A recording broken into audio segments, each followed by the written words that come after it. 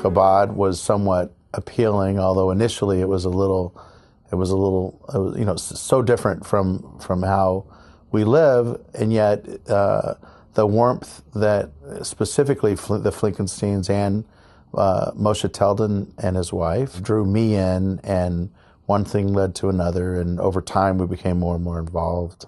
And then, a natural progression was to take a trip to New York just for the day, just to sort of see what that was all about, see where Chabad more or less comes from, between 770 and Crown Heights and the Ohel. After probably being asked for a year or more to do it, I finally decided to do it.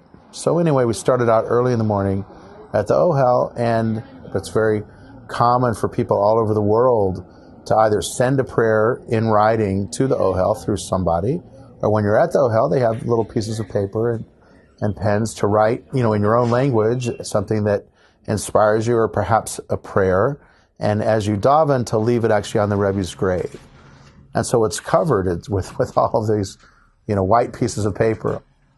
One of my 4 children, my son, so he had had a girlfriend for, at the time, about 7 years, and they had dated not all through high school, but most of high school and all through college. And now Nathan was, I guess, about 23 or 24, and he was out of school a year or so.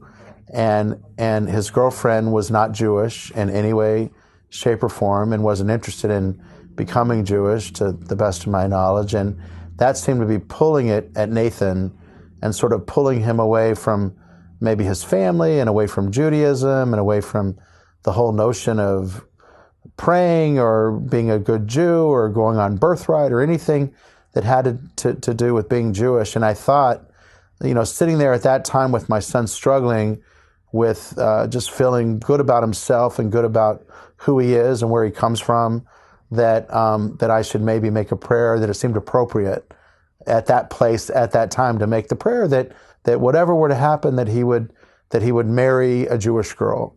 So the process is, you're in the visitor center when you write your prayer down, and you prepare yourself and so forth. You have to walk a little bit down the path, and you're in the actual Ohel, right at the grave, and there's some Tehillim, and there's some davening. And so I did all of that, and I had the prayer that I had prepared, and I just, left it on the grave, and did some silent praying to myself. What happened was, now it's been about 15 minutes between when I was actually davening and I left the prayer, and I had left the visitor center and was outside of the cemetery. And as I open the door, my phone rings. I pick up my phone. It's my wife. And she normally wouldn't be calling me, so I didn't know why she called. I pick up the phone, and she's crying in a very almost a really distraught way. And so I was really worried. All kinds of thoughts are going through, and she's really crying. And when she caught her breath, I'm like, "What's wrong? You got to calm down. Tell me what's happened." Exactly 15 minutes previous to her calling me, which probably not coincidentally, which was when I was placing the prayer onto the grave, my son was having a knock on his door, and his girlfriend of 7 years, who's not Jewish, knocked on his door. He answered, and she said, "I want you to know we're breaking up." And she didn't give a reason, and it wasn't like a fight. In fact, they hardly ever fought. There was almost probably no breakups, but this was, we're done for good, that's it. And so my son called my wife crying, and my wife called me crying, and I had just walked out of the Ohel and put the two together, that these things happened like simultaneously. When my wife was crying and I was settling her down, she says to me, "What did you do?" She said, "What did you do?" I mean, she put it together right away, and she was probably mad at me. And then I spoke to him right afterwards to try to settle him down and give him some perspective. And he also said to me, he's like, "What did you say?" They both made that connection because, for one thing, there was no other explanation. I mean, it's almost as if you're basically witnessing a miracle in front of your very own eyes. It's very hard to explain it any other way.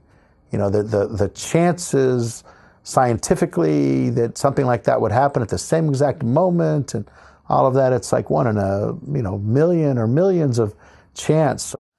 It's now been a whole year, or right around a year, since this has happened. And anyway, I can't say 100% for sure, but he sort of has a relationship with a nice Jewish girl.